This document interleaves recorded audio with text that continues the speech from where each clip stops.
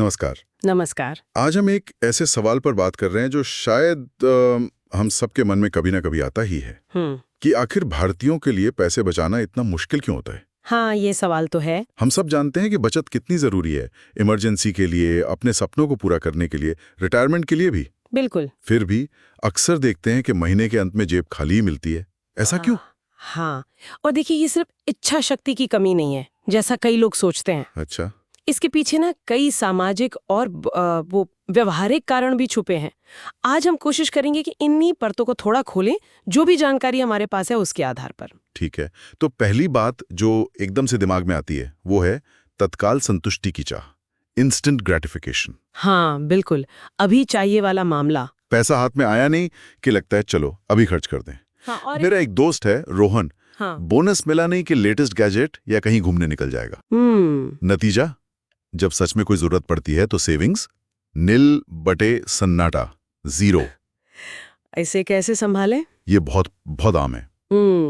देखिए, एक तरीका तो ये है कि आप अपने बजट में थोड़ी फन मनी अलग रख दें। Fun money? अच्छा। हाँ, ताकि मन की भी हो जाए और पूरा बजट भी ना बिगड़े। लेकिन जो असली चीज है वो है अपने लक्ष्यों पर फोकस रखना। मतलब ये सोचना कि क्या वो नया फोन ज्यादा जरूरी है या मान लीजिए भविष्य में अपना घर।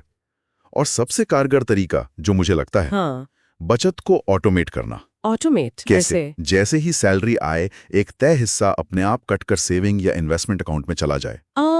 Out of sight out of mind. अच्छा, न देखेगा न खर्च करने का मन करेगा। बिल्कुल। ये दिलचस्प है।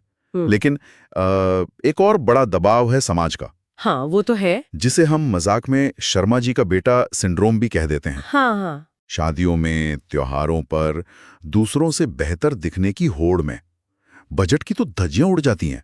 मैंने खुद देखा है एक रिश्तेदार को बेटी की शादी के लिए भारी लोन लेते हुए। ओहो। सिर्फ इसलिए कि समाज में नाम हो। बाद में बहुत पछता रहे थे वो। ये बहुत मुश्किल स्थिति होती है, मैं समझ सकती हूँ।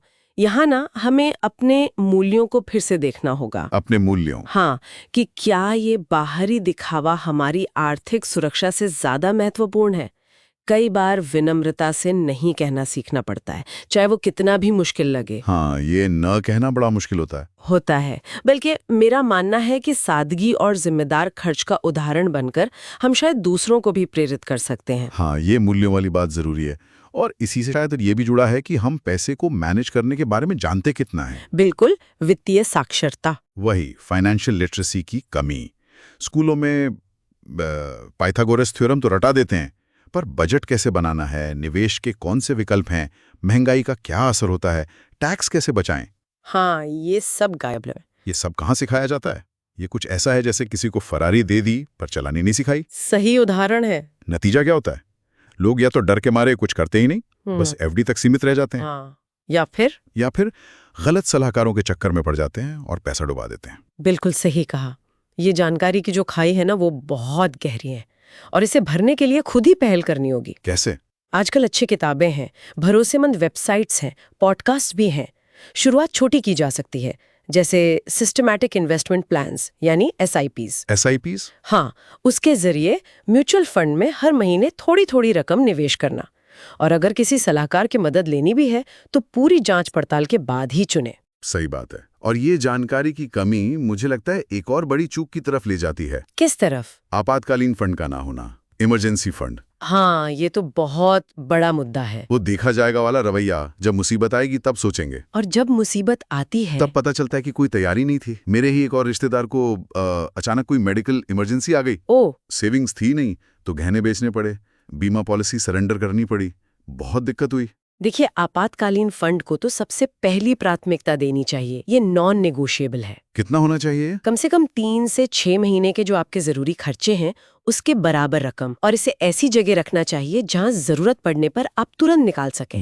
जैसे सेविंग्स अकाउंट या फिर लिक्विड फंड्स। ये एक तरह के म्यूचुअल फंड होते हैं जहां पैसा सुरक्षित रहता है और आसानी से निकाला जा सकता है। अच्छा। और हाँ, ये पैसा सिर्फ और सिर्फ असली इमरजेंसी के लिए ही इस्तेमाल हो। समझ गया।